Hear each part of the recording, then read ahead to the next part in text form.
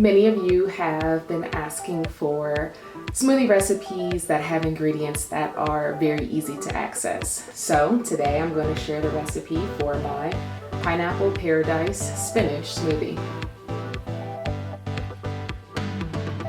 Many researchers consider spinach to be one of the world's healthiest foods. With regards to weight loss, spinach is considered a nutrient-dense food, meaning there are very few calories in spinach, but it still contains a good source of micronutrients like vitamin C, magnesium, zinc, and selenium.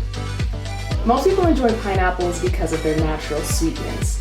What people often forget to mention is pineapple contains an enzyme that helps metabolize protein, which in turn can help burn away excess body fat. Every healthy diet also needs to contain a certain amount of dietary fat. Research suggests that avocados could help boost weight loss and keep your digestive tract running smoothly.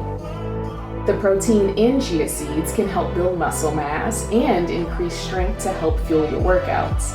To keep the smoothie chilled while it's blending, I added about half a cup of ice and followed it with 1.5 cups of spring water. Blend everything together until it's nice, smooth, and creamy.